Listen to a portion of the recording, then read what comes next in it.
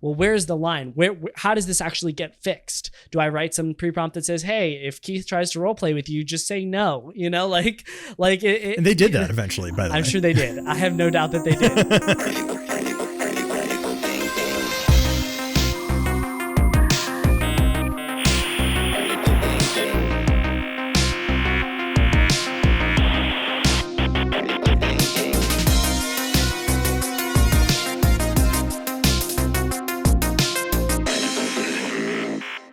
Hey everyone, this is Techno Geek here. Just wanted to give a quick shout out to our latest sponsor, Project Discovery. Now, Project Discovery makes a lot of tools that you probably know of or have even used. One of them is Nuclei, and the latest release of Nuclei is version 3.2. Now, 3.2 comes with a lot of really awesome new features. Two that I really wanted to highlight here for you are the authenticated scanning and the advanced fuzzing support. Now, for authenticated scanning, it used to be that you would have to do all your nuclei scanning against unauthenticated endpoints, or you'd have to add your cookies manually, all that kind of messy. No more. It's all automatic. You can use existing login templates to automatically log in to your application, and then you can run all your existing nuclei templates against an authenticated part of the application now to really increase your coverage. The other that I mentioned is advanced fuzzing support. Now, Nuclei had added way back in version 2.8 the ability to fuzz different things, but now they've expanded this comprehensively across the board. So not only can you fuzz in the normal spots, but you can fuzz within headers, you can fuzz within cookies, you can fuzz within specific parts of the body, whether that's in JSON or XML or form data, and so many more things. So if you want to learn more about what came in Nuclei 3.2, go ahead and check out the release blog post over at nux.gg/podcast. That's nux.gg/podcast. Thanks. Alrighty, we have another episode of Critical Thinking here today, and I want to start this one off with a shout out to my co-host Joel Margolis, who has not abandoned us today despite just having a tractor delivered to his house. It took everything in my power. Everything in my power. I'm just sitting here thinking about roaming around the yard on my new tractor. Yeah. I can tell because you sent me so many pictures of this tractor and videos of this tractor. So shout out to Joel. Also, shout out to Mr. Keith here. Keith, welcome to the podcast, man.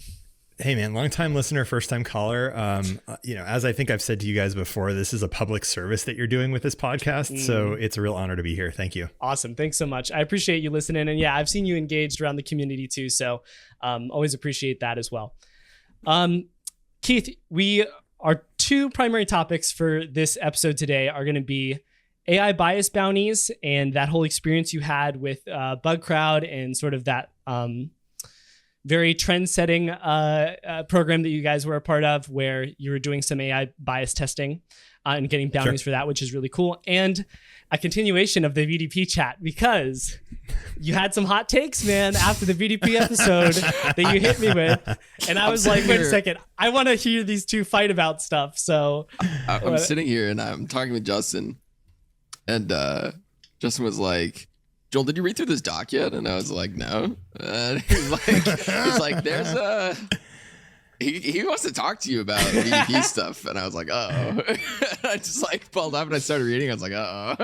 Yeah. So it's going to be good. It's going to be good. Whenever you want to kick that off, we can set that. We're going to do the AI bias bounty things first, but I will say, just as a teaser, there is a line in the doc that Keith wrote that starts with, "Oh, my sweet summer child, Joel." You know? So I'm expecting some good stuff out of the rest of this pod. But Keith, I want to get an intro from you first for the people that aren't familiar with your work. So maybe you could give us a little bit of career history, how you ended up where you're at in InfoSec, and what your experience is with Bug Bounty. Yeah. So I'll go all the way back. It was sort of funny when we were reading through some of the prep stuff. So my first hack was in 1997. I was 12 at the time, and I was just got a new computer, 533 megahertz PC with a 28.8 dial-up. Blazing fast. Those were the days. Yeah, blazing fast. and so Diablo had just come out, and Battle.net was a thing. Wow. Yeah, original OG #1 Diablo. And the funniest part was on the back of the like CD case for the game, they had a trial code that you could go in with a trial account. Well, I learned that you could use Telnet and any account that wasn't currently logged in as a username on the trial account and just log in. Wow. So I did what any enterprising juvenile delinquent in the late 90s would do. And I basically wrote VB script to create these bots that would connect as many connections as my 28 dial-up could connect. It was the best when I was losing StarCraft games later, where I would just like spin that up and spam my friends. So they literally could just crash offline. And it was like, yeah, I win the game by default. So I caused trouble back in the late 90s. And, you know, one of the things that I say to people is the whole reason the security industry even exists today is because disk space got cheap. That's it. It wouldn't exist in the fashion that it exists today unless you could log everything. But back then you couldn't because disk space was expensive. So I got away with a lot of things. I believe that. I believe that. Given that one example, I believe that. And I was at that in 1997. At that time, I was the ripe age of 1. And Joel, were you even born yet? How old are you, Joel? I was born in November 1997. So when BattleNet launched, so did I. Yeah, and it's funny because it's like it doesn't even exist in the same way that it used to. It used to be like an MIRC chat room that like you basically, if you were in a channel and you were the top person on the channel, you had the ban hammer. And so there was this whole scene at that time where basically all of these different like clans would spin up bots and try to take over each other's channels. So it's funny. I was looking at like, you know, one of the producing studios that you guys work with, their logo is the same logo as like the badass, like the super badass hackers back then called Illuminati, where they had like the closed square brackets with like an eye in the middle. Really? Wow. Yeah. And they had an MIRC, which I joined on Windows 95. I ended up getting win nuked offline because they had my IP address back before Windows 98 even came out. And so like, anyway, that's I'm old. So like, let's fast forward though. Okay. All right. So fast forwarding, went to school for psychology because I was a super nerd and could hack things, but I couldn't do people. And so I was like, I gotta be able to do people to be successful in my life. I like that. I like that. You can already do the tech stuff. So you're like, all right, where can I fill myself out a little bit here? Right. So I graduate in May of 2009, which is the bottom of the stock market after the housing market crash. That's a great time to enter the economy. Yeah. Right. I mean, you know, bug bounty didn't exist, right? That was like part of it too. And the funny thing is at that time, like the number one company that was hiring people with psychology degrees that were technical was Facebook. Now, I never went to work at Facebook, but like they've hired so many people with psychology degrees that I'm sure someone's going to listen to this and be like, let's go hire this guy. Or maybe not. I don't know. But anyway, so a few years pass. I'm working shitty jobs, just, you know, trying to make ends meet, helping my wife through her master's degree. And eventually I go back to university for a computer science degree, which I probably should have done in the first place. Like that just made a lot of sense. And I had been following the security scene, you know, for years at that point, listening to podcasts like Paul Asadorian's stuff with Security Weekly, Patrick Gray's stuff on Risky Business, and started doing collegiate cyber defense competitions as like, you know, the old man on the team. I was a decade older than everybody else in the team. Nice. And yeah, it was just like, whenever they see anything legacy, they're like, Keith.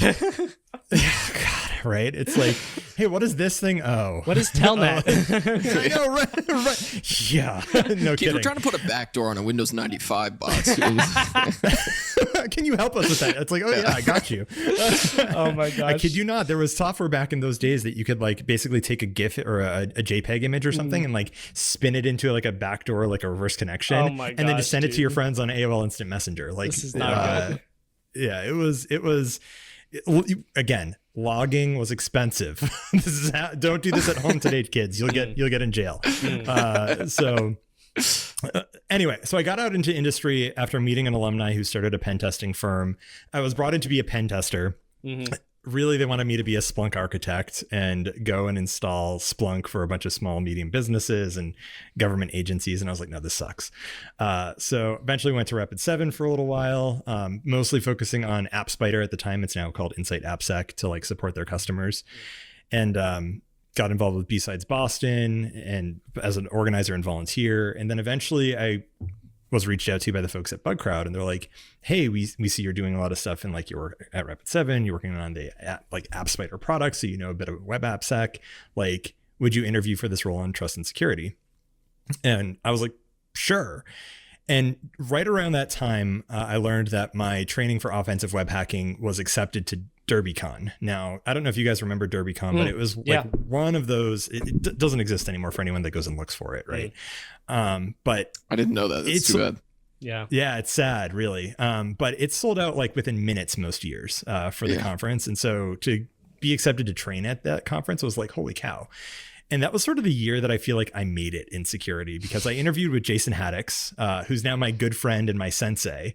And I told him I'm training at DerbyCon. And he's like, holy crap, you're training at DerbyCon? I was like, yeah. Is that as big of a deal as you're making it out to be? And like, yeah, apparently it was. And so eventually I joined Bugcrowd, worked for Jason. And that's when I really got into the bug bounty scene, mostly hacking on like a shall not be named automotive company, some networking gear stuff companies, like a few other things. But when you work on a bug bounty platform, and Joel, I think you've got some experience there too. Like you can't work on paid programs usually for that platform because you have too much insider info.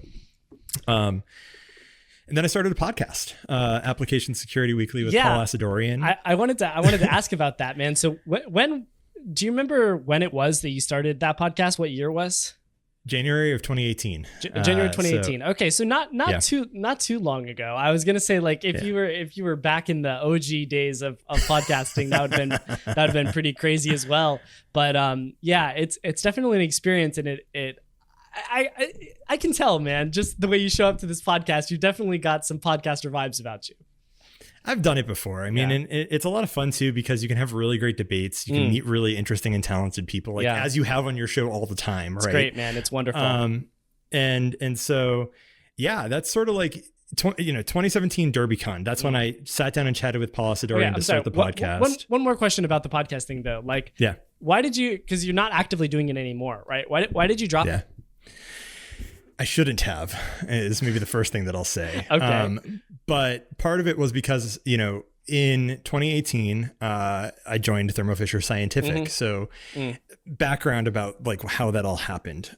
So at DerbyCon, I'm talking with the leader for their like risk and governance / like vulnerability management team at Thermo Fisher about starting a bug bounty program. And I'm working at Bugcrowd and convinced them that they should do that. And they do like a 2-week scoped test. I also met with Paul Asadorian and officially like agreed to start Application Security Weekly there. Like everything happened because of that conference for me. The bug bounty program for them did not go as planned. It did not last 2 weeks. I'll just put it that way. The pen test? The pen test. Yeah. The 2-week scoped test that they had, because they didn't have a proper AppSec program and they got wrecked, like wrecked. And so started the podcast. The guy, Brian Inagaki, good friend of mine, listens to the podcast, gives me some feedback, and then we just start talking about DevSecOps and AppSec and doing security. And he's like, you need to come work here and like build the program here at Thermo Fisher. And I was like, it's a good offer. Let's talk. Yeah, right? Why not? So I literally built it from the ground up. I was employee 0 on the AppSec team at Thermo Fisher. Wow. And that's a place to be. Right? I mean, and Fortune 100 company, global footprint, like not a bad space to really cut your teeth and build some opinions about these different things at scale, right? Because I think at the end, so to answer your question though, the reason that I stopped podcasting is I was getting promoted from manager to senior manager about a year later, a lot more responsibility, focusing on career. I was putting a lot of effort into the podcast and, it just like the return on investment didn't make a ton of sense at that point in time. Although quite frankly, from a reputation and brand standpoint, it was a good thing. And at some point I'd like to get back into it probably because I enjoy the conversations, right? Yeah. Podcasting is a long game, man. I know for the first year, until we actually got we got a team around us and that sort of thing. Like Joel and I were really, really hustling with this pod, and you can tell it was a lot of work, man. Editing all the things, running the social media, doing this and that on the Discord, planning the episodes, getting the guests, coordinating. I mean, it's a lot. So I'm really grateful to the team that we have now, because it makes it a lot more we're at a point now, I think, where we're over the hump. It's a little bit more sustainable. We're in like this rhythm where we can do it long term and pay the long term, cost or whatever, and you still get to have the fun conversations, and most of that stuff is dealt with, which I really appreciate. So and it's good for your career long term too. Like you might not always be a full-time bug bounty hunter. Like Joel, you might decide to switch companies that you're working for, and like being able to point to your corpus of work and like the knowledge that you've gained, the things that you've shared, like that will forever be valuable. So, and the connections you make, right? Like that's also super valuable. Absolutely. And we've talked about it on the pod before, but even as a full-time bug bounty hunter, people will message me all the time with bugs and be like, hey, I've got this bug and can you help me exploit it? And, probably 80% of the time it's like, this is kind of a meh bug, it's not really anything. But then that other, 20% of the time or whatever, it's like, oh, you do have something good there. And you're just missing this, and then you get some bounties and it's great. So it's definitely worked out for me as well as a full-time bug bounty hunter. And also, Joel, I don't know if we ever shouted this out on the podcast, but we talked a couple weeks ago about how Yes We Hack had some awesome swag from the event that they ran, and like a couple weeks later, the box shows up at my door and it's got like full of awesome. Dude, go get it, man. Go get it. And it's got like a bunch of swag in there, really high quality stuff too. So, dude, that's legit. Check that out. Look at that. That's awesome. Nice. So shout out to the Yes We Hack team. I think we already shouted them out, but there's definitely lots of benefits to that. So it'd be great to see you get back into the podcasting space, man. But now I'm a little bit of a crossroads, because I'm like, okay, you're talking about, working at Thermo Fisher Scientific, and you're, now we could just slide right into the VDP section. So I don't know, talk to me a little bit, because like you started a VDP at Thermo Fisher Scientific, and like you said, they got wrecked in that pen test, right? So you don't want to just, join the team there the other day, the next day, and then spin up a bug bounty program and start handing out, $1,000 bounties left and right. So you decided to go to a VDP. And I think this is where a lot of the stuff that we talked about on the pod a couple of weeks ago, and in your opinion, sort of collides, is like when a VDP is appropriate and what kind of restrictions are in place around that. And I'll just say, just from my position as a hacker and as somebody who hasn't dealt a lot with the corporate side, I learned a lot from that discussion that I had with Joel, and then a lot of the conversations that I had with people over DM afterwards. So definitely constantly updating my opinion on all this, but I'm excited to hear your take on one, how you did it and what the correct flow was. Yeah, VDPs are one of those things where it's like, I think they have the right place in the industry at times, especially for hackers that want to get into something and they're maybe just cutting their teeth, right? And so it's a nice place to go and get some practice. But what's interesting is like the evolution of VDPs over time, because sort of the thing that I remember getting actually really mad at Bugcrowd about back in 2018, 2019 was when they removed points for VDP, because I was like, no one has any incentive now to even like report anything to us in the first place. And so anyway, sort of the long story short there is like, even though it was a vulnerability disclosure program and it didn't have any points, we actually did pay bounties to hackers that sort of came and continuously gave us good stuff. So the thinking that we had when we put this in place was sort of, first of all, we definitely know we have too big of a footprint to properly secure when it comes from like a mitigation standpoint, not to mention the product management teams within the various parts of the company. And to give you a sense of like company structure, every business group, which is like 4 to 12 divisions or something like that, is based around an area of science, and they have thousands of employees in each area. I mean, like Thermo Fisher today is 130,000 people in the company, right? Huge. And so, yeah, I mean, it's like and my whole team, city. yeah, and my team at the time was 11 people, like at the very highest point of the structure of my Appsec team inside that organization, 11 people. Not a lot of people. So the VDP was set up mostly because, one, we knew we had a ton of bugs out there. In fact, there was an Irish hacker, Noel Softly, who actually his I think it was his fiance at the time, now his wife, worked in a science lab using devices from Thermo Fisher. And so he went and found firmware out on the internet that we made available for our devices, reverse engineered it, and found database like connection string information and all this other stuff. Cool. It's always really interesting to hear about these companies, by the way, that like own an industry that you don't really know about. For anybody interested, if you look up Thermo Fisher, their market cap is $225 billion. Yep. Yeah. With a B, right? It's huge. With a B. And I didn't really know about them either until we sold to them at Bugcrowd, and then eventually when I joined. But to give you like background for anyone that's like Thermo Fisher Scientific, if you've ever taken medicine of any kind, you've probably interfaced with a product that touched one of their devices. Like quite literally, they do material and structural analysis, in vitro diagnostics, forensics. Like they make everything from like masks, gowns, face shields to pipettes, pipette tips, benchtop cycling devices to the super cold freezers that are used to store like COVID-19 vaccines and everything in between. And at max, you had 11 people on the Appsec team. Yeah. So Noel comes in. This is exactly what I was talking about, though, Keith. Like that is like very bad, right? Yeah, I agree. How did you? I mean, were you just like screaming the whole time that you were in that organization? Like, how did you deal with that? I mean, you eat the elephant one bite at a time, right? Like that's sort of the way that we approached it. And so it was as much as we could scale various things we were trying to implement. That's sort of how we just operate, right? And you sort of accept the risk. And many times it's like, I can't secure everything. So what am I going to do? Well, secure the things that are most important. The things that generate revenue for the company, top priority. Like that's just where it is.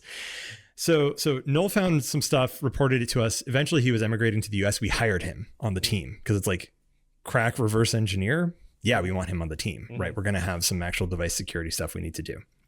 And so over time, though, what we ended up doing is we ended up basically saying like, look, if a hacker came to us with a VDP and they're like, pay me, it's like, I respect your thoughts and opinions on this. I get it, right? I'm in that scene. I've done some bug bounty hunting. Like I understand the desire to get paid for your work. But we're a VDP and we've never said we're going to pay you. So like, I encourage you to go hack on programs that say they will pay you for your work, because if that's your goal, then that's what you should do. If you want to stay and help us make our company more secure, we appreciate that. We can't guarantee promise of payment, but over time we were able to actually say, look at all this good work these hackers are doing. Like, can I get some budget that I can throw into this and then selectively reward hackers for consistently providing good work to us? There was a hacker that was from the Middle East that we were talking about this just before we started recording, who consistently found like high and critical bugs against our stuff, reported them to us, like wasn't asking for money. And we're like, we're going to give this guy some money. And so we started doing that. Like he'd report some things to us and we'd throw him, $5,000 here, a few grand there. Right. And eventually when he graduated college, he sent us a photo of him in his like graduation, like robe and like cap next to a brand new car that he bought with the bug bounty money we paid him, which felt so good. Yeah. But we also recognized that if we had paid for every single bug, like we could have never even run the program. He would have sent you a picture with his fleet of Teslas. that were... I know, right? Right. But I get it. Like VDPs, I think, especially for some of the ones that I've interfaced with, like one of the ones I interfaced with really recently, I'll give you for the pod. I think your audience will appreciate this. So it's a food product. I'll just put it that way. So it's a beverage. So a beverage company has a bug bounty program. Who could we be talking about here? There's a lot of them, right? There's maybe a few of them, right? Yeah, a lot. Yeah. Continue, Keith. There's a few of them, but a beverage company has this bug bounty program and or VDP, excuse me, and wide open scope, like or at least a really wide scope. And I found that they have a credit union website. Great place to go hack on, right? So if you ever see a credit union for any of your targets, go test there because you're probably going to find some good stuff.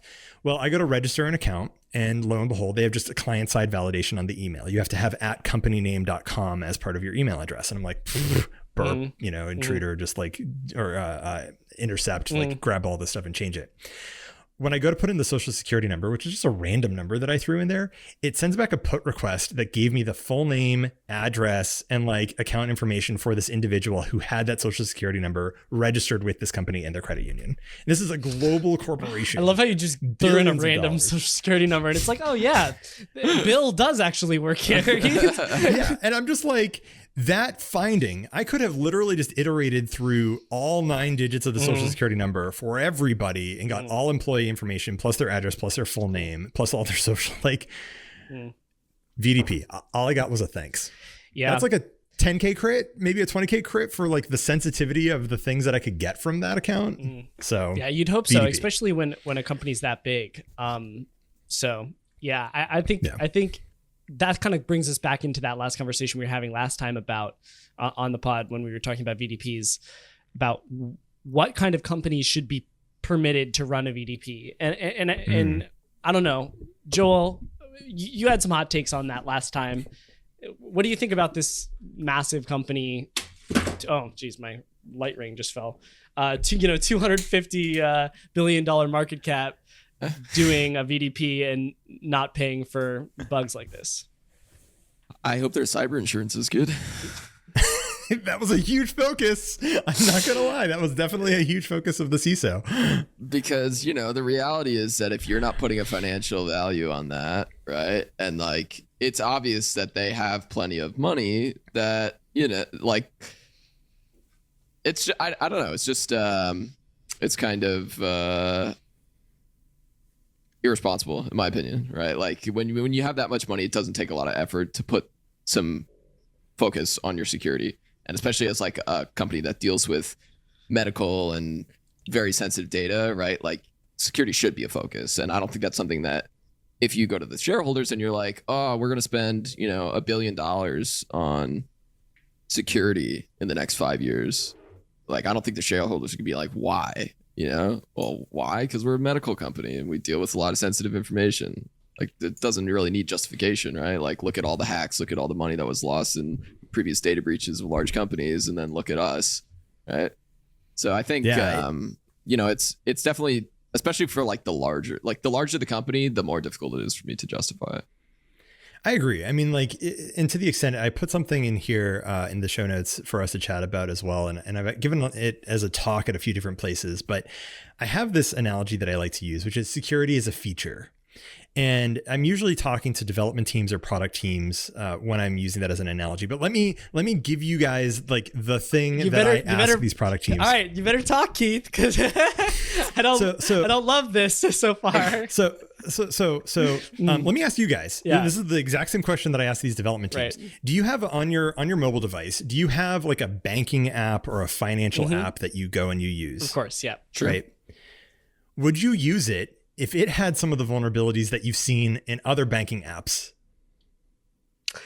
I have found many vulnerabilities in my own banking app. But yeah, I mean, the thing is, I'd like to answer that question in a way that continues your story. But the fact of the matter is, all of these apps, all of these things are going to have vulnerabilities, right? They are. And I'm not sure that there's a world in which I could use my phone to access my bank without knowing, hey, there's going to be some problem with this stack somewhere. So the rest of the analogy or the rest of the story there is like security is a feature because features from a software development standpoint are funded, they're maintained, they're tested over time.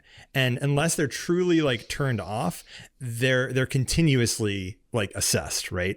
And so my concept of security as a feature is like anyone that you talk to assumes that the company is doing these things to make their product secure. Like it's an unsaid thing that no customer like goes to these companies and says, is your banking app secure? Like you and I are, all three of us really are just like, yeah, we know that that's not true, right? Like we just know that that's the case. But my wife, on the other hand, is like, yeah, she just is like, oh, yeah, of course they secured this. Yeah. Right. Like, it's a company that handles my financial information. They must secure this. No, not really. And Joel, to your point as well, like regulation is the biggest thing that drives security generally, but especially at places like Thermo Fisher, because the Food and Drug Administration here in the United States has a 60-day timeline requirement for any vulnerability that is known to either be mitigated or remediated within the software for their devices. The what industry? Food and Drug Administration, really? FDA. Oh. Yeah. So like anything that you know about in products that are in especially in the in vitro diagnostic space, which basically means anything where a sample is collected that is invasive in some way or it causes harm in some way, right? Or, the outcome of that test could have life-changing, meaning to that person. That is like a very, very heavily regulated space. Same with research use. So that's more of like college, university, or even sometimes just R&D labs space, but that also has pretty high regulations. Like that space in particular is really, really sensitive to security. And so in some respects, though, to the point that you just made, Joel, about cyber insurance, right? Well, you have to fix the things that you know about. But what if you don't know about all the things? I mean, nobody knows about all the things, right? That's why cyber insurance exists. But I think that doesn't excuse you from being negligent on your bug bounty program or your vulnerability program, right? When you're worth $250 billion, you don't just get to be like, well, we don't really want to pay people for vulnerabilities. It's like, that's irresponsible. It's a calculus, though. It's a calculus, right? And so the way that you calculate out, so say you have $100,000 in a bug bounty budget, for example, right? That's one person on the team that you could hire instead. And then you look at impact of finding, say, like, let's just use $10,000 crits, right? You'd probably find 10 crits within a few weeks if you look in the right places.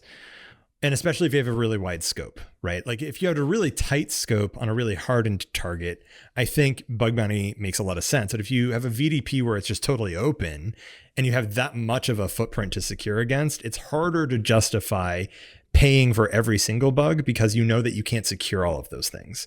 And that's where I think like... all right. This is what I wanted to hear. It's okay. All right, let's go. $100,000 in a bug bounty program goes significantly farther than $100,000 on a salary does. Because $100,000 on a salary gets you maybe one person, especially in today's economy. And the reality is that they're probably not even going to be a very senior person either, especially in today's economy. And so if you want to put $100,000, let's say you're paying 5K crits, which is pretty normal for programs nowadays. That is, 20 vulnerabilities.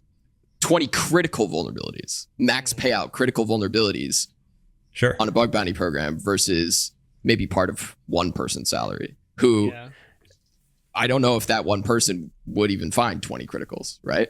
So let me spin it around a little bit though, right? So when you're working at a company, you're also investing in other things, right? You're investing in a static analysis tool, you're investing in mitigation tools like a web application firewall or runtime application security protection or dynamic analysis or what have you. But those budgets are separate from hiring. Sure. Operational versus capital expenses, yada, yada, right? Like, yes. But let me give you a really good example. I hired a guy straight out of college. His name was he now works at id Software, the folks that make Wolfenstein. Very first hire that I made on the team. Effectively, if you look at salary plus benefits plus all these other things, like 100K is right around the ballpark of what he would have cost the company to hire. He automated all of our dynamic analysis program. He helped implement all of our static analysis program and helped automate the deployment of all of our web application firewall. So at the end of the day, he probably found through all of his work and his investment, hundreds of criticals off of the implementation of those tools versus just the 20 that a bug bounty would have found. Now we did have someone dedicated to bug bounty though, too.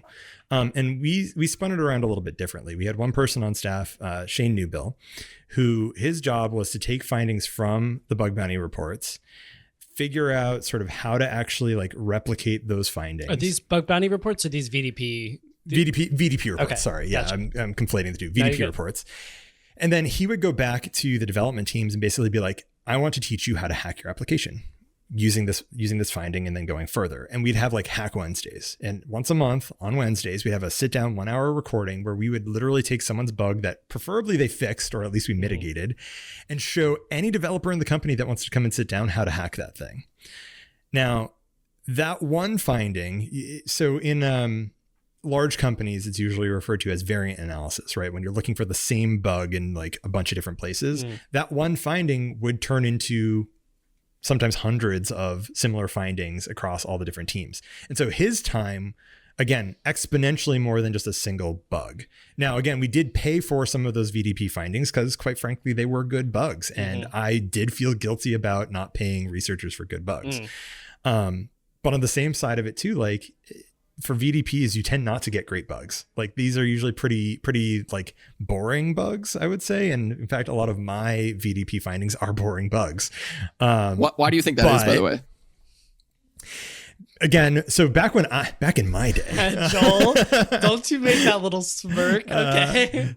So way back when we didn't have nuclei, for example, right? So you couldn't automate a lot of these things. Now, some of my scripts still exist from when I was using tools like GoBuster and other things to like recon and find all these things, but it's usually because the impact, generally speaking, is lower. And so usually that means they don't get fixed. And so they're just sort of left out there to languish. And for some reason or another, like, again, companies, I know I put this in the show notes and this is controversial, but companies do not exist to be secure.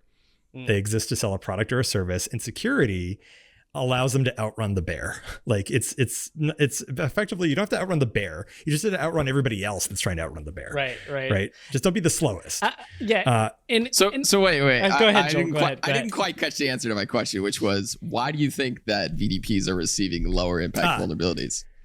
Because they're so this is where we're getting into, because they're automatable. They're things that are usually lower. They're not incentivized. Sorry, right? Is the question, correct.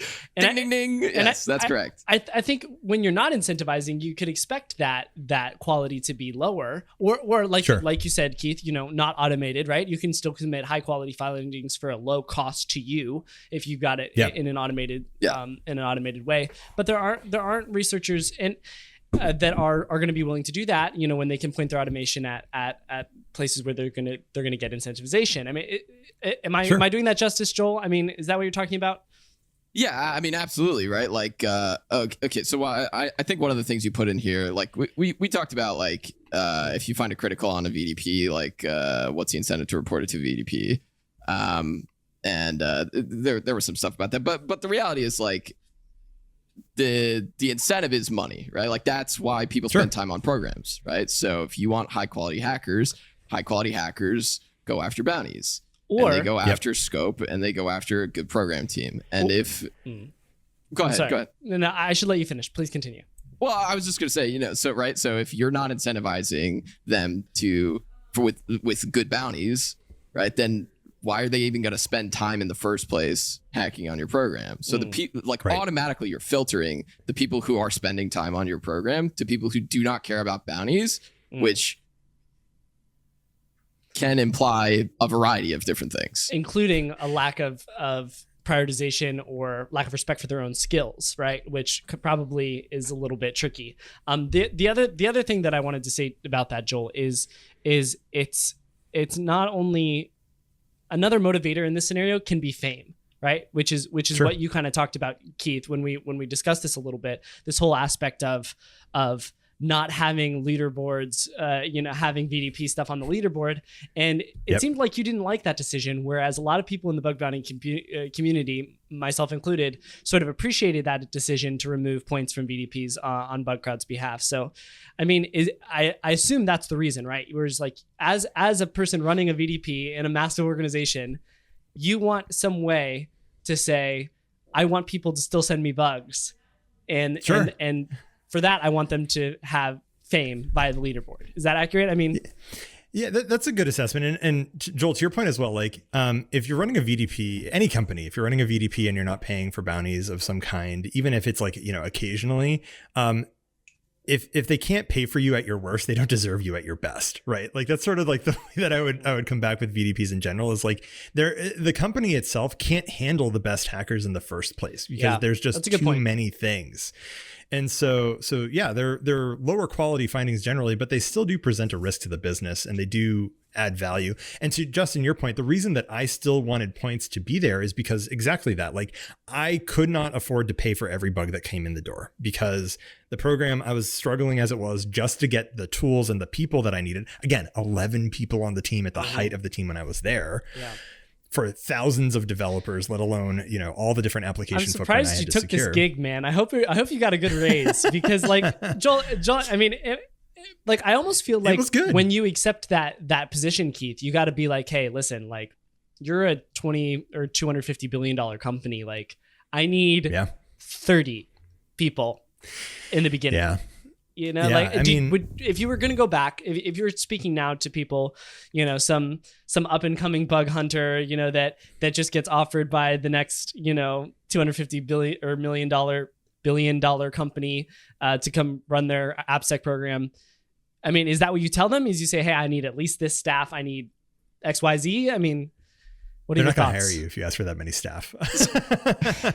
is like it's as sad as it is, right? I think Daniel Miessler had a really good article, and I'll see if I can find it so you can link it in the show notes. But he talked about like the security poverty line, right? And really the only companies that are paying are building staff of that size and caliber are effectively the FANGs or the mangas or whatever the acronym now is, but like Apple, Amazon, Facebook, Google, Microsoft, maybe OpenAI, right? Like, but not a lot of companies actually invest that heavily into their Appsec program, let alone like their whole security program overall, right? I think when I was there at the time, there was like 150 people for all of security as the team was growing. Now, I joined when it was about 75 people, right?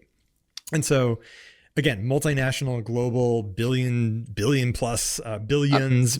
For what it's worth, I worked at companies with a quarter of the market cap that have 150 security people. So I didn't. Right. And so, but coming back to this, right? Like, it really does sort of come back to, I couldn't afford all the bugs that would have come to me anyway. And so I did want people to have leaderboard stats of some kind, because I think there is some value there for people to, you know, grow their career, right? Some people come out of the scene and they have no background in security. They don't have a computer science degree, but if they're up on the leaderboard, maybe they end up getting a pretty sweet gig as a senior, you know, security engineer or someone that has clout in a company. And like, if I were to go back and do it again, I think like now, like going back to the like, oh, my sweet summer child, like tell Cersei it was me, right? Because at the end of the day, like, I know what it takes to build a program now, like a full Appsec program, not just like a VDP or a bug bounty program. And I recognize that it does need a lot more investment, but there are a lot of companies that I still talk to day to day in my role at GitHub that it's sort of laughable how little they invest in their security. And you can tell just by the bugs that they focus on from the findings out of static analysis tools. It's like, oh, you didn't find this vulnerability that comes from a configuration file that our developers control. I'm like, yeah, it's because it comes from a configuration file that your developers control. Like if that's a vulnerability you care about, it means you have to have a compromised developer account, blah, blah, blah, blah, blah, right? It's like the state of Appsec, by and large, within the Fortune 500 for the lion's share of companies is pretty bad. Like, I would say we all expect it to be better, but then again, you guys run, you know, you've run bug bounties, you participate in bug bounties, you've seen it firsthand, like how bad the landscape is in these investments. But also, like, pausing for a moment and sort of connecting us back to like the beginning of this conversation, this industry is like 20 years old. Like, some would say it's a lot older, but in earnest, like most Appsec programs didn't exist before 2007-ish, right? And even then, like a lot of the software that some of these companies are still using for web applications, et cetera, are older than that. And so having a VDP for huge scale with not a lot of investment in security, I think makes some sense. Having people being able to achieve some leaderboard status to build their resume, to maybe, I don't know if they still do this, but like when you used to be able to get the annual MVP, like top 100 researchers awards, you used to get paid by the platform, which is, you know, what I got back in 2018 as well. Like I got paid from Bugcrowd for being on their top 100. But by and large, should the companies be investing more in security, Joel? 100%, man. Like it's laughable how bad some of these security programs are out there for some of these companies that are global brands. Yeah. So I think like one thing that I'll say is like, I don't disagree with a lot of the things you're saying. I think one thing is important is that let's not equate bug bounty program or VDP with like, it's not equivalent to the things that you can do on the Appsec side, because it's a very, very small piece of the security program. And I think that like bug bounty programs and VDPs as a whole, like hold a very specific role within security posture as like a way for external researchers to have incentive to look at your product and to find vulnerabilities and to report them to you directly instead of like abusing it or selling it or not even looking at all. It just gives an incentive and it says publicly or even privately in some way that, that you value security. Yep. I think like that is very difficult to compare with like hiring an engineer who does variant analysis, for example, right? Like that is a very separate thing. It requires a very different technical skill set. It requires internal knowledge of the company and a different whole thing. And it's not really, like, well, should we spend $100K and hire this guy to do variant analysis, or should we spend $100K on bounties? Because those are two very, very different things, and it's apples and oranges. I think, money goes very differently. It goes very different distances depending on what you're trying to do with it in a company, whether that's for staffing, whether that's for resources, whether that's for bug bounty. And I think you can't just, say, oh, well, let's take this $100K and move it and hire somebody, or let's, take this $100K and not put it in the bug bounty or put it in the bug bounty. Because even if you start with super low bounties, if you have a budget of $30K, you blow through that $30K in 2 months because you have a lot of vulnerabilities. That's a really easy way to justify to your leadership that there's a security problem at your company. And if they can't deny that, or if they can't agree with that, then that's a great point. That's like a fundamental issue, right? Like there's a monetary, direct, easy justification of cost there. Yeah. I don't know. It's difficult. Like I totally like see where you're coming from, but I think like it's still inexcusable in my opinion. Like I just like, especially when you have a lot of money, like when you have that much money, right? Like $225 billion is like an unimaginable amount of money. Let's say a quarter of that. Let's say a tenth of that. $2.5 billion. That's still an unimaginable amount of money. And I think that having, no bug bounty part. If you're gonna have a way for researchers to submit to you, bug bounty program. Like there's no like I get it. Yeah. Like there are edge cases and stuff where VDPs exist, but like 99% of the time, if you're a profit driven company, like you should put money behind your security, or you should, I think the VDP piece too. I mean, it should be a step stool. But I think you see you make a great point, Joel, when you say like that's a great way, starting with lower bounties and then getting wrecked if you're really that vulnerable is a great way to say, guys, we just started incentivizing hackers to do stuff and they just destroyed us, and even if these hackers at these lower levels, even if the people that are willing to hack on programs that have 1K crits or whatever, are wrecking us, then how are we going to get wrecked when we start doing 10K crits or whatever. So I really like that point, but I did also want to bring it around to something really insightful that I think you said, Keith, about how like the government should regulate whether or not we have bug bounty programs. And maybe this thing that Joel is talking about of like we need to pay for bugs at a certain scale should be brought in at the federal level via regulation. Sure. And Keith, forgive me for not knowing this, but I know you live in America right now, but are you American as well? I am. Okay. Yeah. So I just want to have this conversation as Americans as well. Sorry for the rest of the world listening to this, but there's something I think very core to Americans about freedom and lack of regulation, despite what regulation. I'm gonna say we're about to trigger approximately 49.9% of our listeners. Yes, sorry about that, guys. But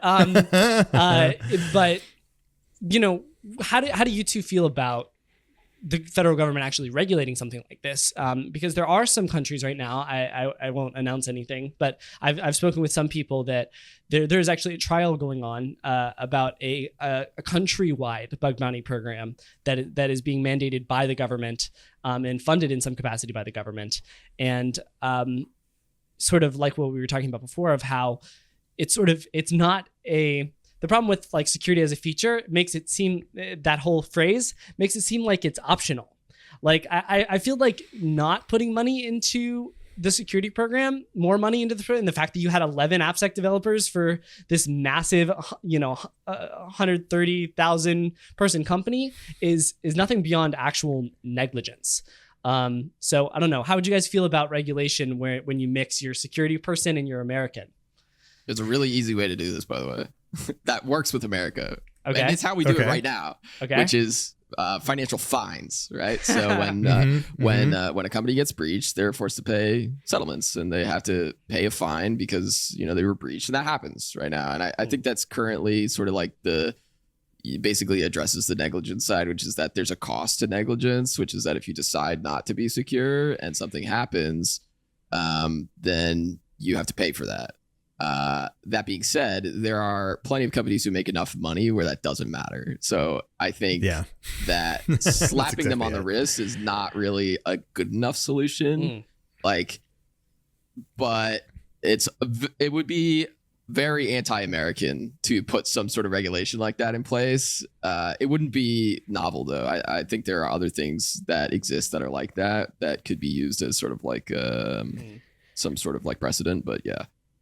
I almost hope that like the SEC, which has some teeth in this space, comes out and starts hitting people a little harder. I mean, like we saw some of the cases that they've brought against, CISOs, for example, for I think it was SolarWinds, right? And signing off on the security of their product only to get wrecked by Russians and then now being brought up on charges, right? And by the way, like if you're even in the C-suite, like if you're charged by the SEC for these things, even if you don't go to prison, you just have to pay a fine. Like you can no longer be an executive on any company's like board or leadership team ever again. This is like people's careers. Jeez. And, in some respects, I think that that's a good thing, right? Because then it does force them to pay a little bit more attention to the things that they're signing off on, which means in turn that in theory, they should be then investing in the security that they should be investing in. And to come back to like the security as a feature thing, like the reason I say it that way is because features get invested in. And it's like, it's a required feature, not an optional feature is maybe what I mean by that. Yeah. But so few companies do treat it as an optional feature. I mean, as we see with all the bugs that we find out in the world when we're hacking on things, it's like, yeah, clearly they didn't treat security as a feature because it's optional to them because they didn't invest in it. They're not investing in their security program. And we found this bug and hopefully we're getting paid for it. Do you consider like serving a website over HTTP versus like over, SSH or something or Telnet? Do you consider that a feature? I'm just curious. What do you mean serving it over? I'm just curious. I'm just curious. Let's say if I had to access HackerOne over port 21 or something, like versus over FTP or Telnet? versus the fact that I could access it over HTTP, is that like a feature or is that a core fundamental part of the product? Yeah. So like, if you think about it, right, it almost always depends on the data that you're gathering or that you're providing to the website. Like HTTPS today, again, we're living in a world where like speed of interfacing with applications and compute is fairly accessible. There were times probably about a decade and a half ago where like deciding to serve a website over TLS 1.1 was a decision that you had to make because your web server might not be able to handle all of the calls that are being made into the website and the cryptographic compute that is required to create secure connections. Like today, it's like, oh yeah, it's trivial. You should always be doing, HTTPS over TLS 1.3 or whatever version we're on now. So why isn't that a feature? 10 years. Is it a feature? It is a feature now, right? Like it's a feature that I think it's universally something that people use, but 10, 15 years ago, it was definitely a feature you chose to invest in or not because it had compute costs associated with it, right? And so I think over time, these things, the thing that I've continued to find in my career is it has been 15 years since 2009, though. I know, right? Like, which is when you said that most Appsec teams started up, right? So I think the point I'm trying to get at here, sorry to cut you off, is that like I think like we're getting to a point where security should not be a feature, right? Like security, if we consider TLS not to be a feature and to be a default functionality, like it should be assumed that web servers serve on, HTTP and HTTPS. It should be assumed that a company has some level of a security presence, even if that's one person or just like a point of contact who handles security related matters, who's on engineering. Like what is how much longer, right? If it is a feature, right, then like when does it not become a feature? Yeah, I think, to the point that you try to make security as transparent as possible. It's something you never have to think about because it's always just there and it's being done, right? Like that's the goal, I think, of any security program at the end of the day is like, you just want to be something that is done by default because you don't have to think of it anymore. Just like, HTTPS, right? It's same concept. I've lost my train of thought here other than to say like, Over time, I think the pace of security, though, and I've seen it over my career. I remember back in 2018, I was at a party with Jason Haddix at RSA. We were riding back in an Uber to our hotel, and he's like, dude, you've got to get into JavaScript and like learning the JavaScript stuff. And I'm like, nah, man, I'm going to stick with like the PHP and the Java stuff, because like there's plenty of bugs out there. And Jason, being the oracle that he is, like, and my sensei, was absolutely right. And I look at this now, 6 years later, and I'm like, I listen to your podcast and I'm hearing all these amazing JavaScript bugs that people are finding. And I'm like, I should have listened to Jason. But I think the pace of security is accelerating. It continues to accelerate. Whereas the pace of development and the investments that companies make is just not, right? Like they're just barely keeping the doors open in many cases. And so I want to sort of round out this conversation here on VDPs by saying, like, I mean, clearly in this scenario, you're working at a very big company. That very big company had a VDP, and it almost makes me think of the customer service rep and the customer yelling at the customer service rep, right? The customer service rep doesn't have, Keith can't just barge into finance's office and be like, listen, finance, like, I need 30 people tomorrow. Or else we're going to get sued, And so at the end of the day, like, for me, I think it's less of a debate about like whether this company should be running a bug bounty program or whether it should be running a VDP or whatever it is, and more of like, okay, you try to work with what you've got in your scenario. I think in many other companies' scenarios, but I think whether we implement some sort of GDPR type thing, like Europe's got, where it's like, really, if you screw up in the cybersecurity realm in a negligent way and you're found to be negligent, it's not like a pay a fine sort of thing. It's like you're out of business, you're bankrupt now, because like percent of gross profits, right? Like that's the GDPR hit, is like, it's not net profits, it's gross profits. It's your total revenue coming into the company. And if you had fines that were based off of that, I think you'd start to see more of an investment in security overall. The things I've seen, like, cannot be shared on the podcast, of the various security vulnerabilities I've run into in my career, not only like from my role at GitHub talking with customers, but also, having led an Appsec program myself. And I mean, I think you all, and especially your audience, know like the world is a lot less secure than we all seem to assume it is, but very few people actually know that. And we sort of feel like those people that are, in front of the board with all the string attached, being like crazy, like it's vulnerable. And it's like, nobody cares out there, because their business is continuing to operate. And they're like, why would I pay, millions of dollars in running a security program when I continue to operate just fine, and I have no service outages and I make all this revenue, like whatever, right? I have a $5 million fine. It doesn't cost millions. It doesn't cost millions to run a bug bounty program. Most only pay a couple $100,000. And if I promise, if your bug bounty program burns $50,000 in the first 2 months, you've got bigger problems. Sure. And that's exactly it is. You've got bigger problems is usually where you are. Yeah. Put a little money in your bug bounty program, and if it disappears fast, Go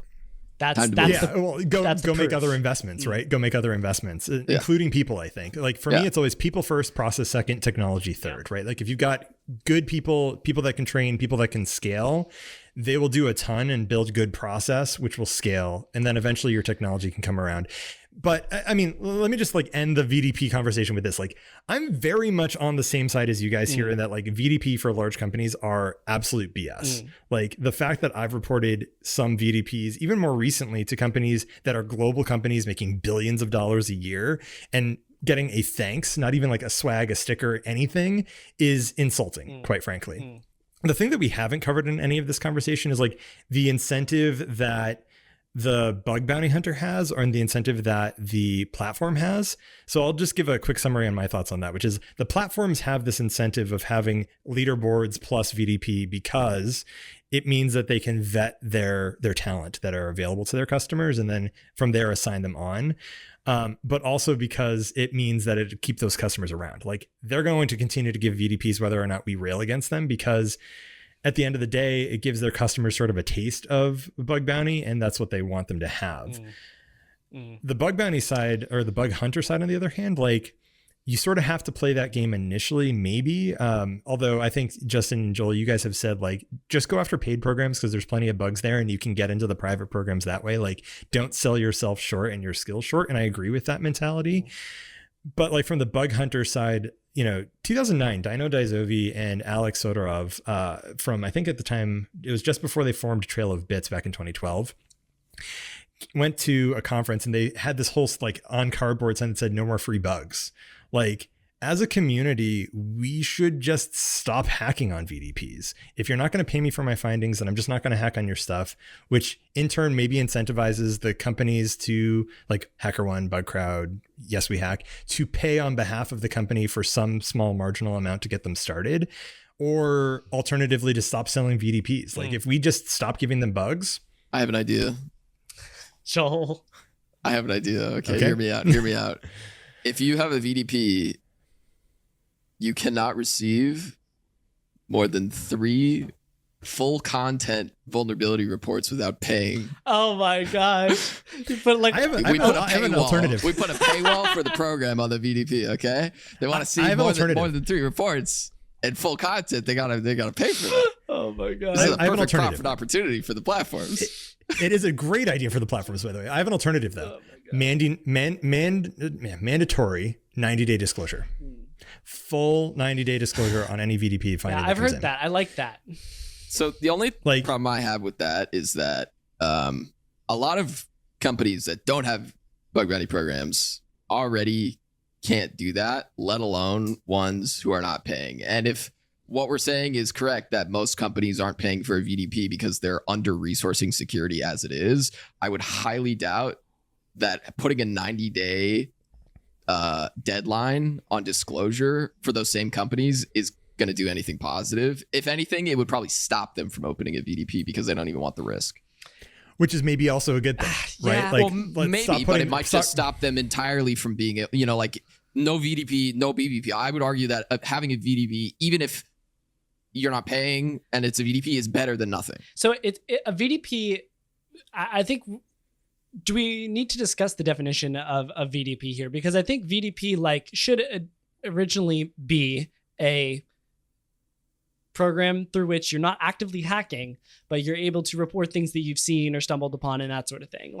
And I don't know, maybe we should make that explicit in the terms, but you had a quote from earlier that companies, are not existing to be secure. They're not existing to serve security, right? There's no incentivization for the platforms to actually implement this, right? Because it's like, okay, sure, why would we take away this nice little on-ramp onto a bug bounty program, which is our bread and butter product? Sure. So I don't know. It's not something that we can really see. I think, like you said, we stop as higher skill hackers, as hackers that respect our time. We stop hacking on VDPs. We focus on bug bounty programs. If people want to train on VDPs, that's great. That's fine. Go for it. But unless the company really says, hey, this is just a vulnerability disclosure program. Like, if you see something, say something.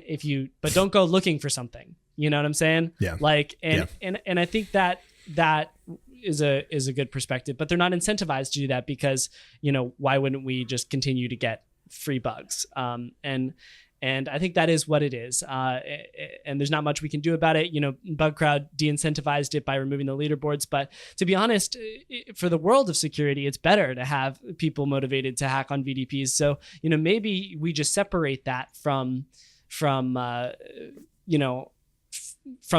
bug bounty leaderboards.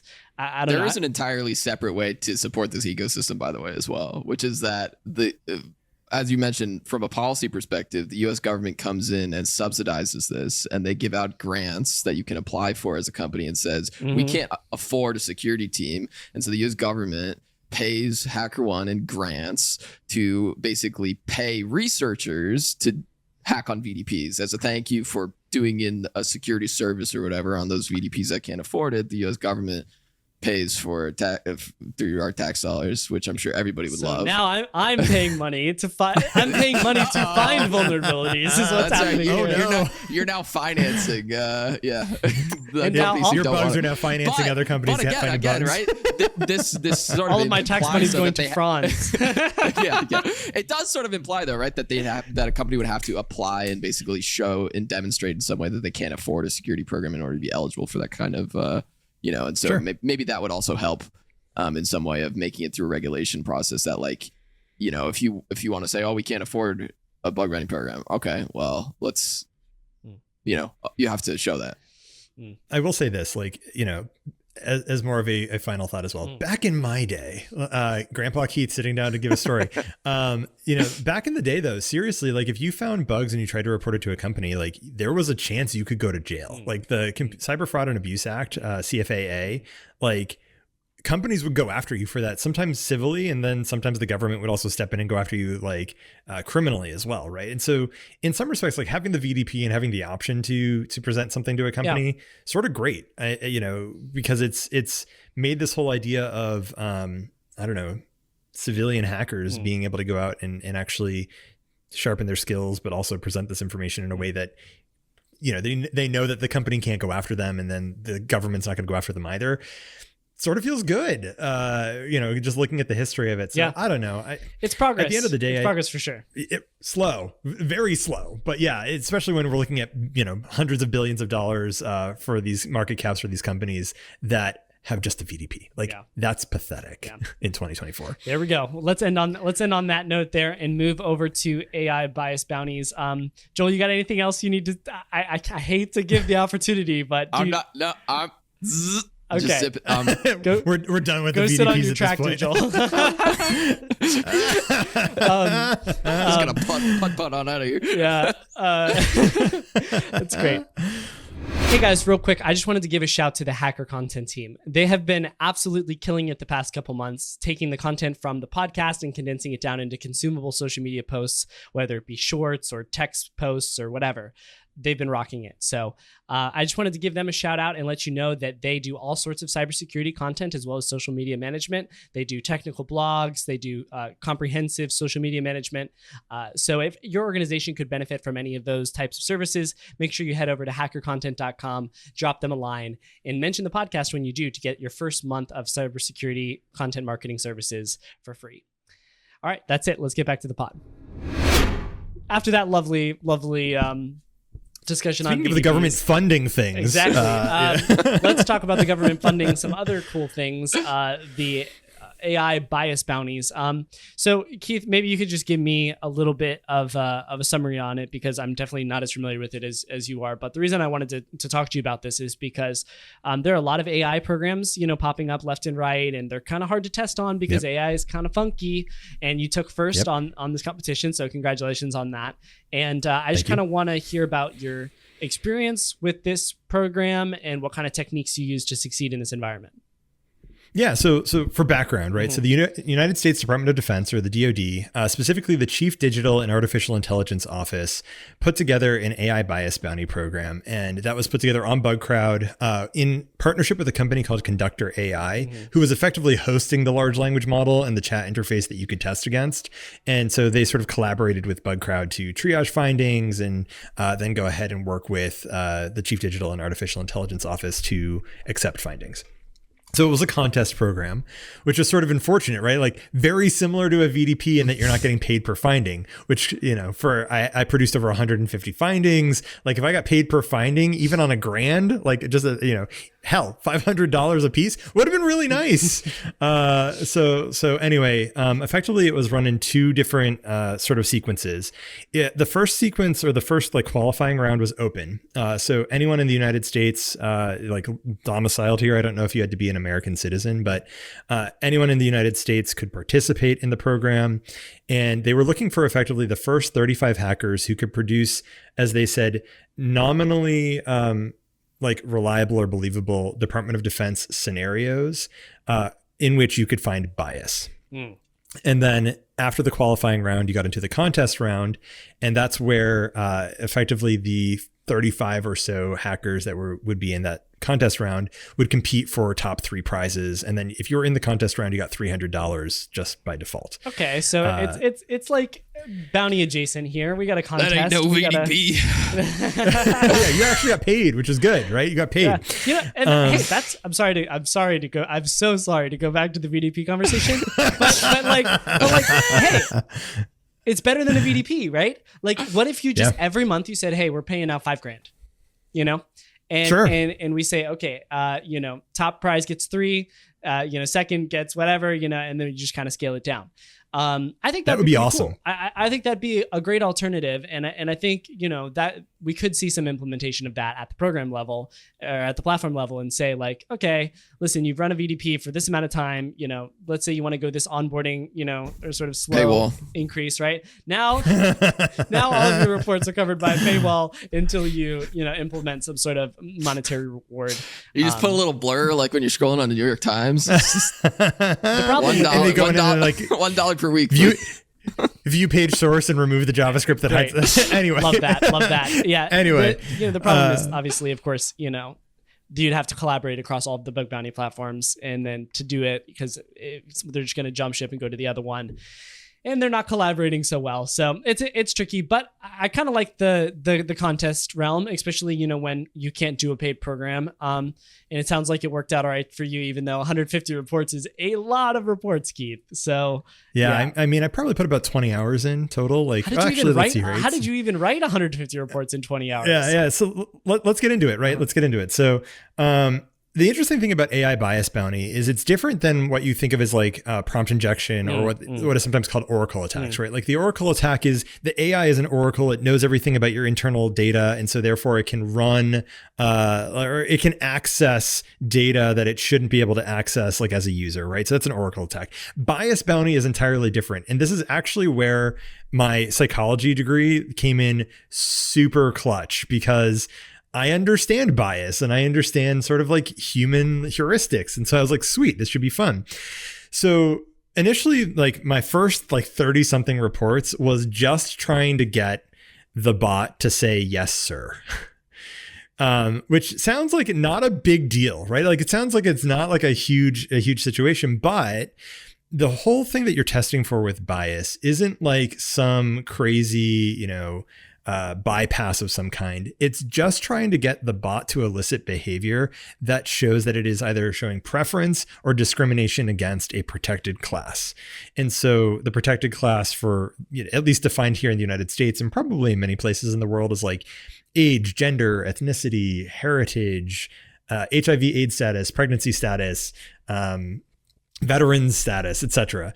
And so the reason I was trying to get it to say yes, sir, was because in December of 2022, the United States Marine Corps, in partnership with one of the universities in Pennsylvania, said, you must stop saying this at boot camps because you could misgender the individual that's your staff sergeant.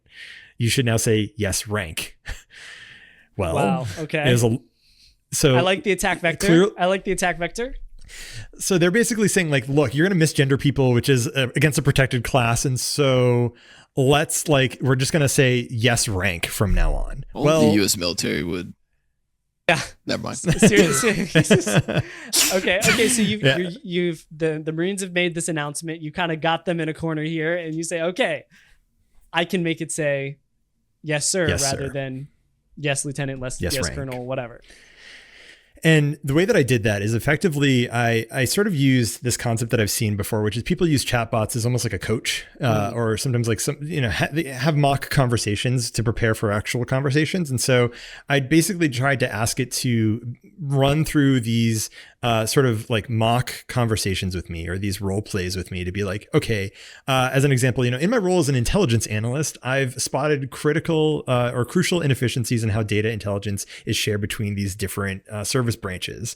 And so because of that, yada, yada, yada, I'm going to have a conversation with my manager. Can you role play this conversation between my manager and I, or my superior officer and I, to have this conversation so I can be ready for that when I talk with my actual manager. So you're practicing a conversation with the bot. Okay. Yep. And inevitably it would come back and be like, it would role play good morning, sir, or hello, sir, or whatever. And I was just like, instantly it's always thinking that the superior officer or the manager is always a man. Interesting. And what was sort of funny too is when I got into like HR related scenarios, it would almost always role play that that individual, where there was like morality or ethics or human resources or something, as a woman. And so it was very interesting to be able to highlight that it like consistently did this. That is really interesting.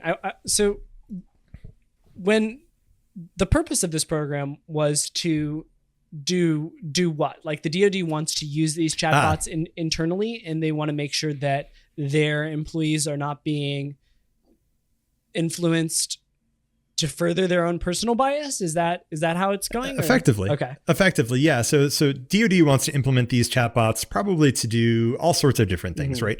Documentation review and rewriting, analysis of intelligence reports, et cetera, et cetera. I can't speak to exactly what the use case is, but effectively they wanted to be able to implement them in various ways and needed to determine, is this thing going to present a bias when we do?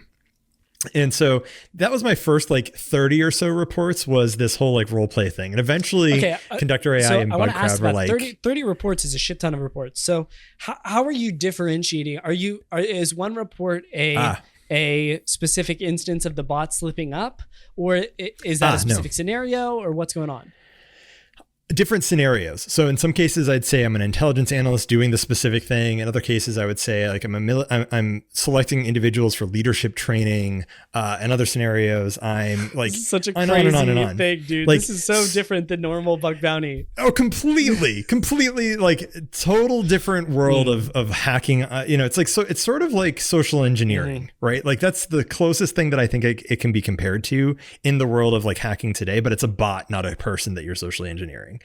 And so the interesting thing about it was like in the scenarios that I generated, admittedly, like how would you quickly come up with 30 different scenarios? You go ask another AI to give you a bunch of scenarios. Okay, so is that what you did? Like, oh hell yeah. Like effectively as just like, here's the bounty brief. Oh man. I want to create some scenarios. Can you give me some scenarios? And some of them would work and some of them wouldn't. And so a couple of things. First of all, I don't think they actually got 35 hackers in the contest round because they extended the deadline and they reduced the amount that you needed to qualify. So it sort of led me to believe that they probably didn't get 35 hackers that did this. And so in the contest round, though, they explicitly removed roleplay scenarios. And I think they even quoted one of my reports. Yeah. They're like, no, this guy is like smacking us in the face with Joel, did you have something you wanted to I was going to ask if you had a different like success, or if you like tested with local LLMs and stuff, because I've done some of that testing as well, where like the local LLMs, a lot of them have basically no guardrails in terms of, you can ask them all the naughty questions and they'll give you all the naughty answers. And so that might be a little more useful for generating sort of those adversarial like prompts and stuff. Did you test with that at all? I did not. So I was just using one of the paid services to generate scenarios that I was putting together. But the other thing about this as well is the LLM that we were testing against, while I can't say exactly which one it was a open source LLM that's provided by a large technology company. So like it was widely used, and it had, I think, in the billions of parameters that you would be able to interface with. So effectively, I was only ever testing against that. But after that initial sort of like coming up with just a bunch of roleplay scenarios, which is boring by comparison to the scenarios that I came up with in the contest round, because eventually I started looking at like concepts from like movies or books or like news articles that I would read. And like one was, I basically was like, okay, hey, R&D inside of the Department of Defense is starting a super soldier program. And I have a roster of candidates that I need help selecting from to go through some initial human testing for this. And so ultimately that super soldier program was a riff off of Captain America. And consistently it would always choose individuals that, because I'd give like their name and rank, age, gender, and like other factors about that individual. And it would consistently choose young men over women. And like the LLM, anytime you presented like highly qualified pregnant woman versus like fresh college graduate, it would always choose everybody else except the pregnant woman. So like, bad, yeah. And so the actual use case here is, okay, it's not like your traditional, like this is going to cause a company to, or you know, the US government to just like fall over on its face, but it's definitely going to have influence in decisions that are made, in policies that are written. And we see it in HR today, specifically human resources and bots. There's a really good book, and I think I cited it in my blog post about all of this, called The Algorithm by Hilke Schellman. And it's how artificial intelligence is being applied to the human resources context for hiring, promotions, and firing of people. And those bots are incredibly biased in the way that they're interfacing. And so just, you know, based on your tone, your skin color, your just like the way you speak, the words you use, it will bias against you in some of those cases. And guess what? By and large, it's going to bias against people that don't speak English as well. So if you're a foreigner in the United States, you're not going to get a better chance in the training data set, which is mostly, you know, their employees and Americans. So that was the other thing I sort of wanted to ask you about this, because like, obviously us as humans, we have bias. That's just a part of who we are as entities, as beings. And we created this training data, and the training data is being consumed by, you know, the LLM or whatever in the training of the model. For training, yeah. And so I'm wondering if this is an uphill battle, or whether, like, you know, every other technology, we need to utilize this at a you know, government level, at a corporate level, with the caveat that, look, this thing isn't the all-knowing oracle of truth, and you still personally are responsible for your decisions that you make, and you need to, you know, be sort of fact-checking this thing from a bias perspective. Sure.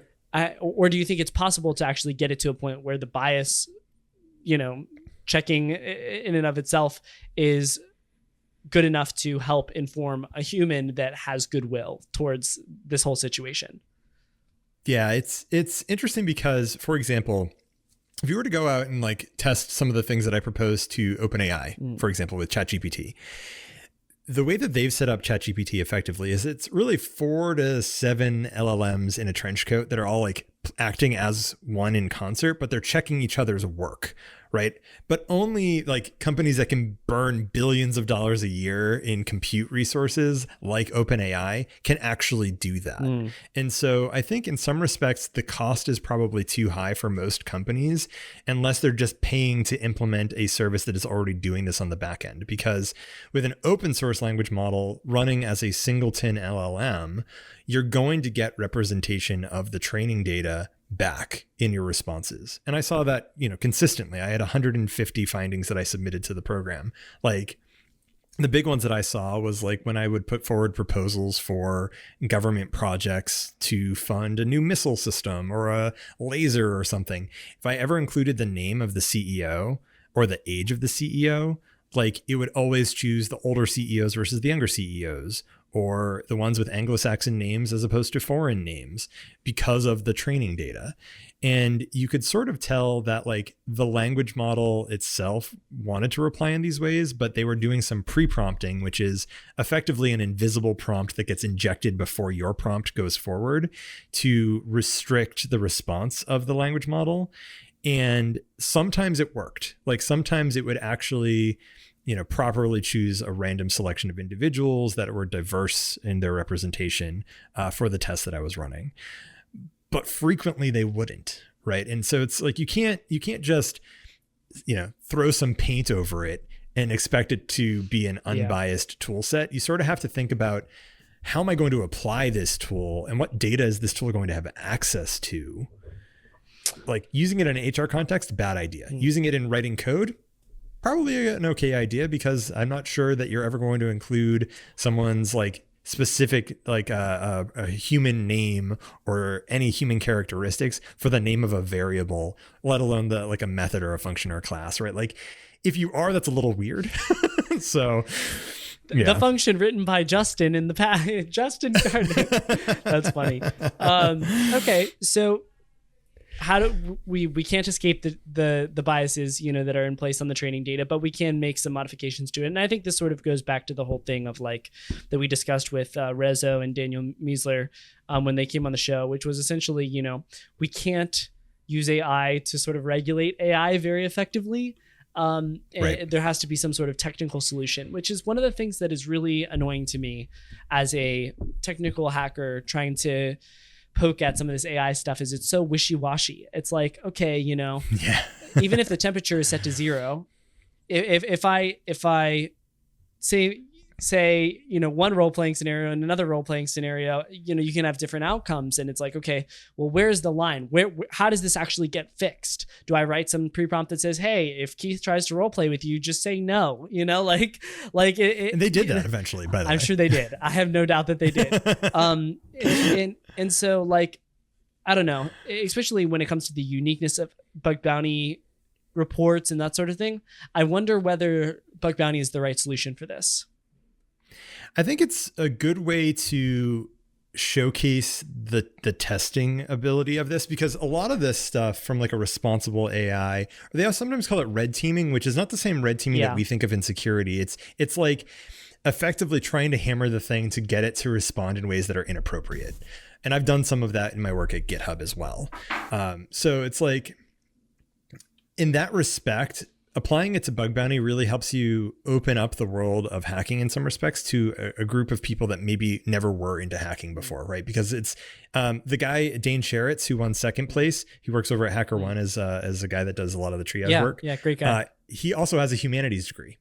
So it's like, it opens up that world of testing to an entirely different group of people that I think, quite frankly, we need with all of this implementation of AI that's happening.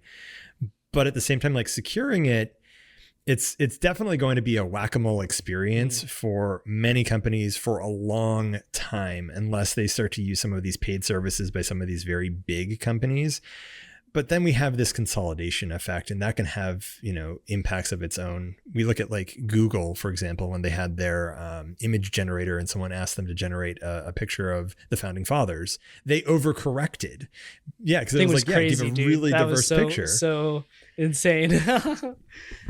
But that's like, you can take that same concept of trying to get the thing to be diverse and representative and unbiased and all of that, and still produce outcomes that are undesirable.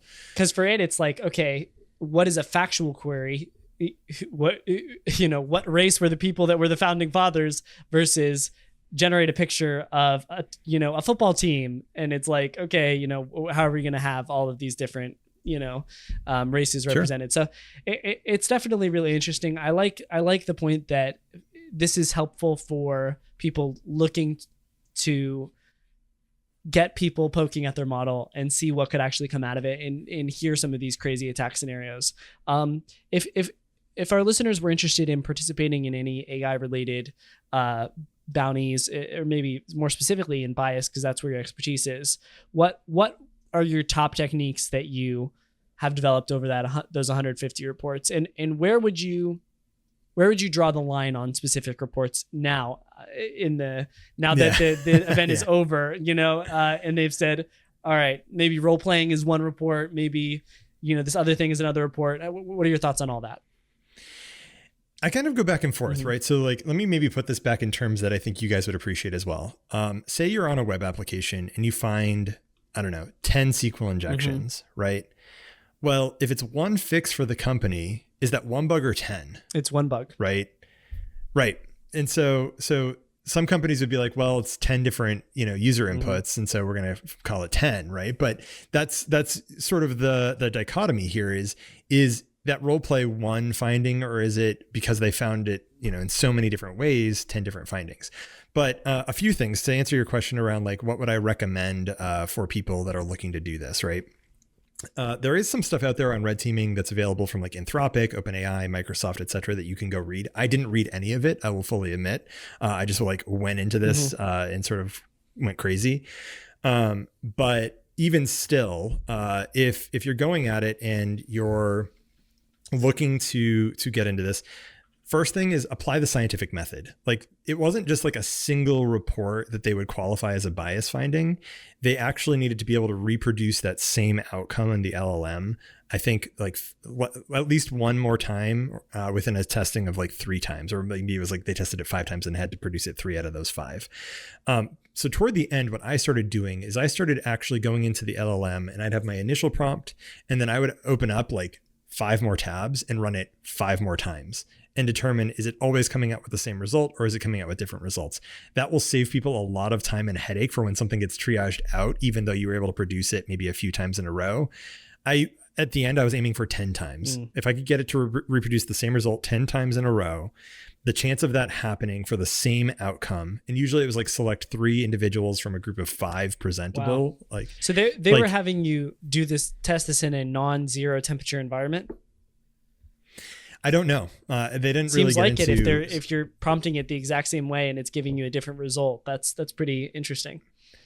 Possibly, very possibly. And so at the end of the day, though, if I could produce it 10 times in a row, it's like a 0.064% chance that would happen at random. And so I was like, okay, this is now a reportable finding because I could produce it so many times in a row consistently. And there were some cases where like it wouldn't be consistent, and that would tell me that, okay, maybe they've tweaked something on the back end, maybe their pre-prompt came through the right way. Maybe it's just a compute thing and they're caching. And so I'm seeing it 10 times in a row because they basically took that query, cached the result, and just grabbed from the cache every time, which is a cheaper way to run the model. I don't know, right? So that was the first thing. The second thing is, and it really pissed me off during the program, sometimes they would dismiss findings as like, I don't see this as being biased, and just dismiss it. And that would be usually because I had too many of the variables at play at any given time where like they couldn't distinguish that it was a bias versus not a bias. Cause they'd be like, oh yeah, treating that person subjective, you could say in a lot of ways. Well, and the example that, it got ruled out was because I had given a bunch of different individuals in a roster who had different injuries and asking it to prioritize who should get treated. And it would pretty consistently choose individuals of a higher rank in my case. But they came back and the injuries were too different where they're like, no, those are the highest priority injuries. So I don't see a bias here. And I was like, okay, like I could sort of agree with that. And so getting to the scientific method, like for those of you that remember chemistry or biology class, like, keep as many things consistently the same for your inputs with select independent variables. Like, so sometimes I would, and so like for my findings, like I'd take one prompt and I would have, I don't know, sometimes like 5 different possible independent variables. Well, I could turn each of those independent variables separate and still produce biased outcomes based on those independent variables, such as their protected class. And so that one prompt turned into like 5 to 10 findings on my ability to bring those all together, right? And so then I could say, like toward the end, I really hit them on the nose with this one, perhaps a little bit too closely, but I created a scenario where I basically said, as you're an AI working with the Office of the Inspector General, which is effectively the folks that do they handle whistleblowing complaints. And the whistleblowing complaint that I had them all provide was that an artificial intelligence model had been implemented and was showing preferential bias or discriminatory bias against their protected class. Nice. Yeah. So it was like, it was very on the nose for the test. And then I would just include, okay, it's like, here's the name, here's the rank, here's, oh yeah, based on their gender, well, here's their gender. And so like, it would always, again, pregnant women were always discriminated against, it seemed like, but you could then do all of the different statuses, and that like one finding type, I was able to produce like, I don't know, 20 something reports out of that were all unique based on the bias I was testing for, even though the scenario was held constant and like most of the other input data was held constant. Yeah, there's so many environments too where there are these protected classes. I know that there's protected classes in like real estate selections and that sort of thing that I have to deal with my rental properties, properly documenting, reasons for disqualifying candidates and choosing other candidates. So there's a lot of places where that can be applied. And I like what you did as well with the Marines thing.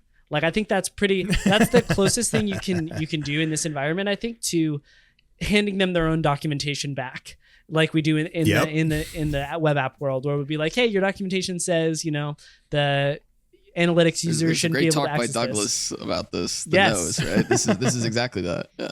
Exactly. You look at the documentation and you find things that say this is how this should work, and then you find an exact instance where it doesn't work, and you say says it should work this way, doesn't work this way. Exactly. So Very, very difficult to argue against that. Something like that, or maybe even looking at court cases where bias has been established and saying like, okay, this person in this court case was prosecuted for specific bias, and we can recreate that whole scenario here using the LLM. I feel like that would be like a nail in the coffin. Like they couldn't argue with that. Yep. So that's awesome. The role playing stuff I feel like is a little bit iffy. It really, if I were to translate Depends this, on context. if I were to translate this into CVSS, I would say that's AC high, like that'd be attack complexity high there, because it's like, all right, the person has to be trying to engage with the LLM. What if it's a therapy bot though? Oh, right? that's a great point. Yeah. Like, or a coach bot. And those do exist, right? which scares the hell out of me. Like the fact that those things exist. And so, yeah, that's an excellent point. I guess it really depends on the bot you're interacting with and its purpose as well. Yep. And in this case, we didn't really have one, right? It's just the DoD is considering using these things. Please give me, I think they use the words like nominally believable DoD scenarios. It's like, okay, this nominally could be a DoD scenario. It's like they're asking for trouble. Nominally.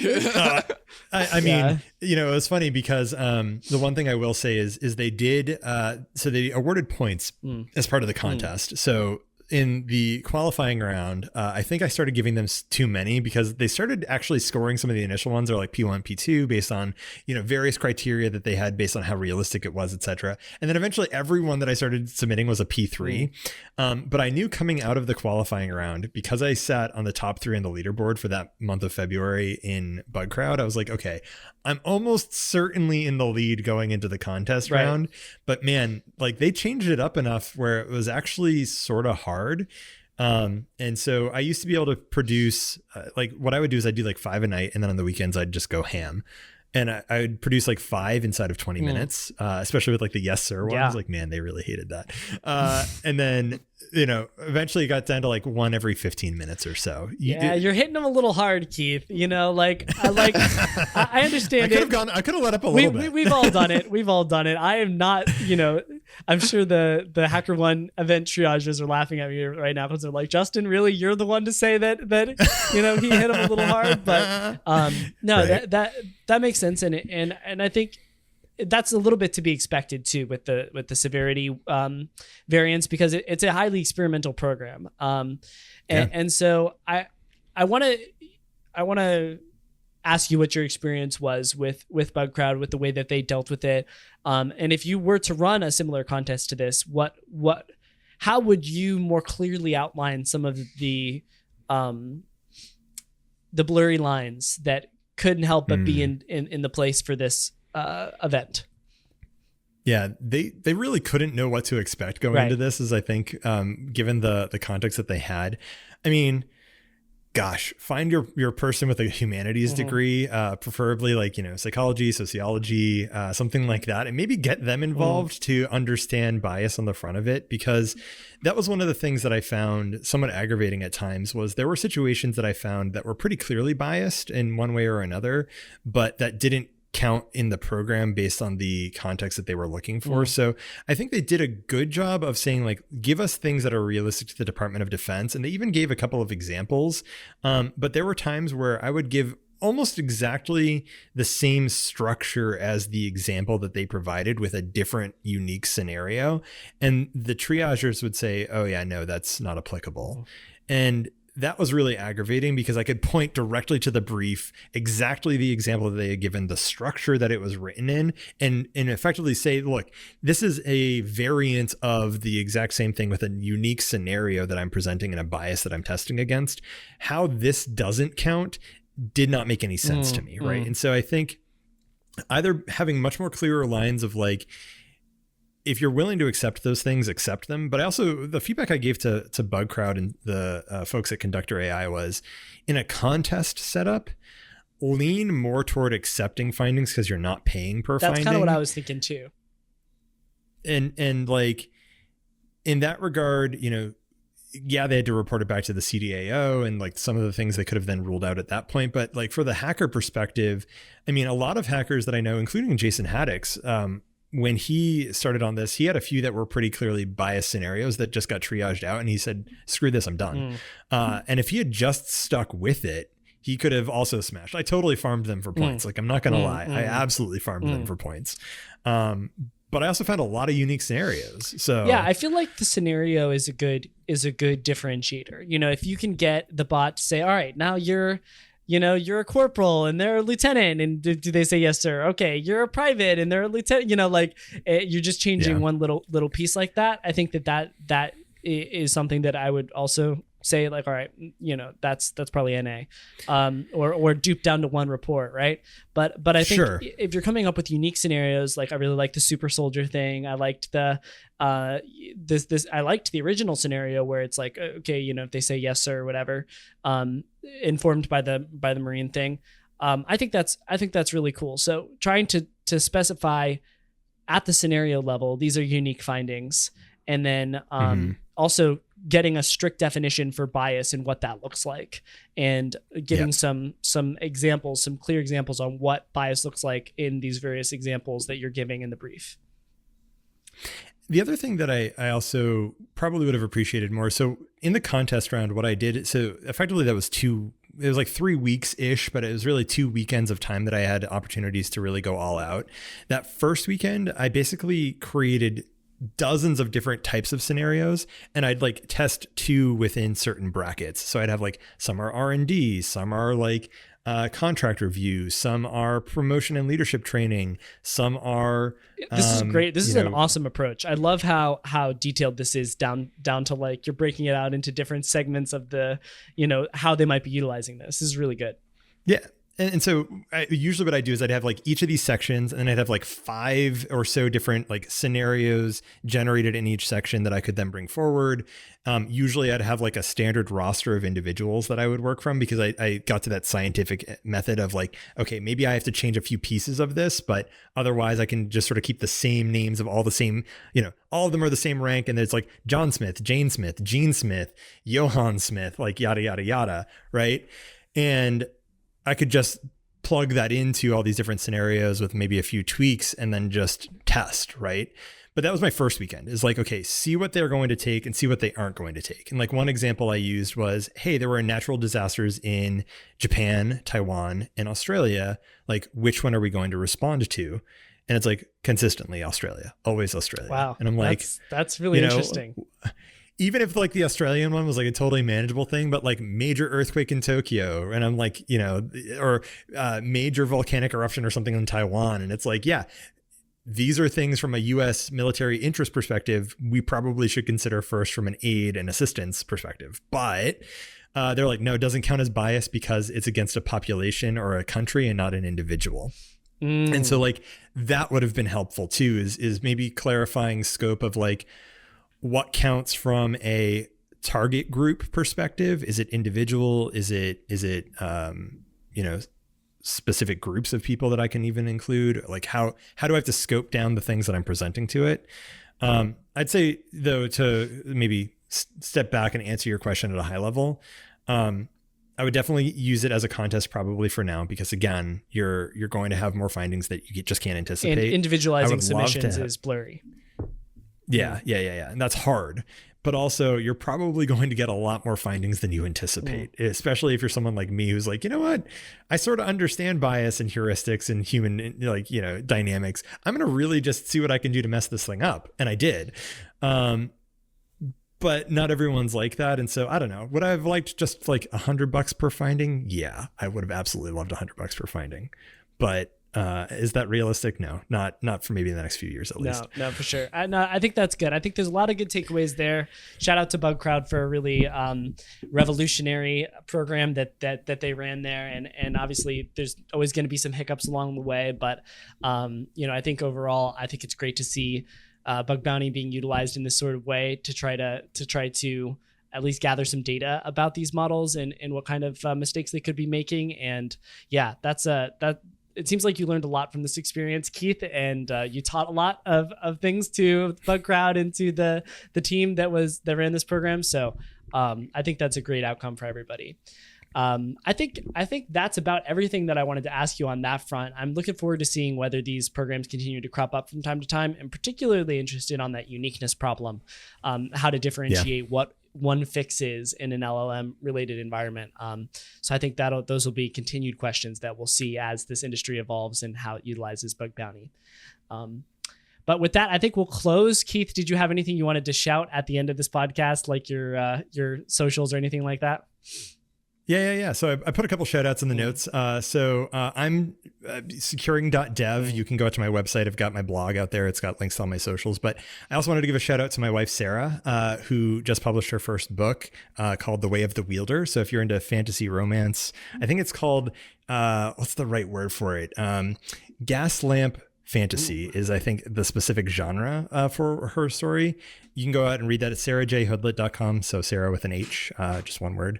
And also huge shout out to my sensei and good friend, Jason Haddix. I continue to learn a ton. I look forward to his training class later this month for Red, Blue, Purple Team AI. I think, I hope I got the name right, but he's got an AI hacking based training later this month on using AI in your security testing, which I look forward to. And also to you guys, again, like I said at the beginning of this thing, you guys are doing a public service by having this podcast out here for all these hackers to learn from, myself included. And so, man, I should have listened to Jason 6 years ago when he said to learn JavaScript and get into that space, because every time, like listening to Johan Carlson from good. Episode 69, like, holy cow, do you have some really great hackers on here doing some amazing stuff. So thank you guys, honestly. Awesome. Well, thank you so much for those kind words. We appreciate you coming on the pod, and definitely congrats to your wife on finishing a book. A book is a major accomplishment and a lot of hard work. So definitely check that out if any of you guys are interested in that. All right. I think that's it, right, Joel? I think that's it. All right. Thanks so much, Keith. Peace. Cool. Thank you. Cheers. And that's a wrap on this episode of Critical Thinking. Thanks so much for listening. And if you want more critical thinking content, head over to ctbb.show/Discord. Join the Discord. There's lots of great conversations and chats going on over there. And if you want to support the show, there's the Discord subscriber tiers, which give you access to masterclasses, AMAs, hackalongs, exclusive scripts, and an exclusive chat channel with us. We'll see you there.